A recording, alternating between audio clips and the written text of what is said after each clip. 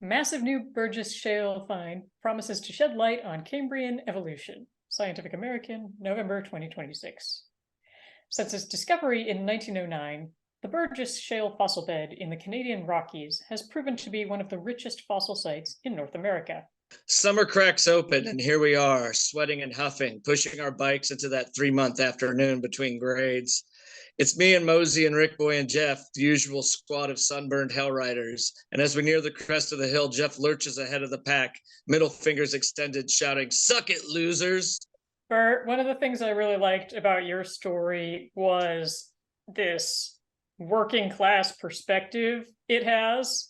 Is that drawn from like your life experiences, or where was that coming from? The trailer park is modeled on the trailer park I grew up in. Yeah. We would ride our bikes up the hill to this gas station and buy Garbage Pail Kids in the summer for like 2 or 3 school years. And basically all those kids are composites of kids that I grew up with. They definitely feel like every friend group had like one of each of these kids, like for definitely. Yeah. And there was a big tornado that went through our trailer park too, and that was like kind of drawn from that. A lot of those kids that I grew up with kind of went on to follow on hard times, and I felt like part of it was supposed, in retrospect, was kind of a metaphor for like addiction befalling people, or just like various hard times befalling people, you know. Like, I didn't really mean it like that when I wrote it, but after the fact I was like, oh yeah, okay, that's true. I'll tell you something I really liked about your story, and I went over it again last night, and I was just like, man, because it just cuts into something I really feel.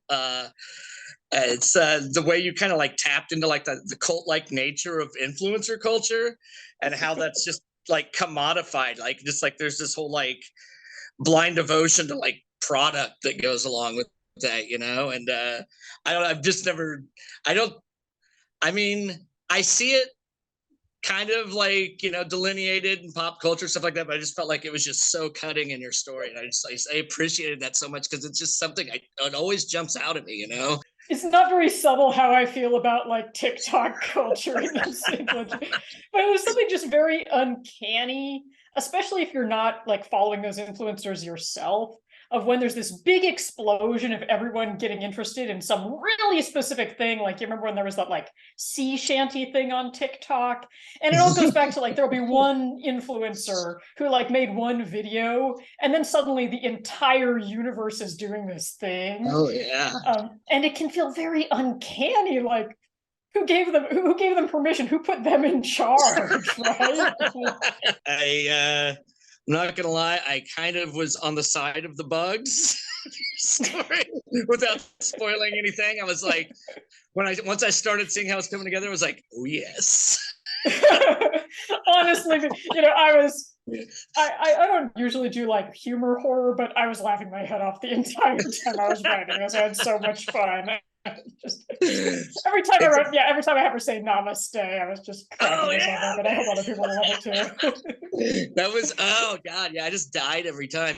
And you're really good at like how like some of it was like a BuzzFeed article, you know, and like some of it obviously is like video chat stuff, like just making all the different voices of those so distinct and juggling all those different like distinct voices. That like really blew my mind. I just really enjoy epistolaries. I've written lots of epistolaries, and I enjoy the format because it taps into this kind of indirect information, and communicating information indirectly is very emotionally powerful. It works a lot in humor, and it works a lot in horror. So if you're doing a story that's both horror and humor, you really can communicate those feelings really strongly through giving people these snippets of information where they have to kind of piece together themselves how it all fits together.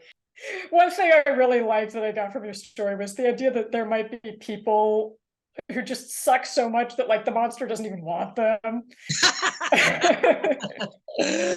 Yeah, I don't know if all friend groups had this, and there was like a kind of a rotating group of kids like this when I was a kid that were like, they kind of bullied you into being their friend, and like as an adult you kind of have the eye where you're like, oh, you know, like they're obviously not getting something at home, but when you're a kid you're just like, oh, this this dickhead, but I have Mhm. no choice but to hang out with him because he's gonna, beat my ass or whatever, and I'm just like distinctly feeling like I have no use for this person in my life, and our friends being like, we have no use for this person, why is he even here?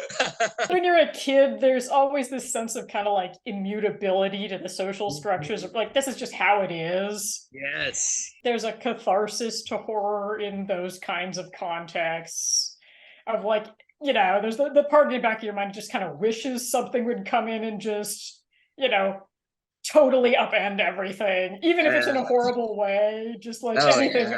anything is better than just continuing the way things are. Oh my god.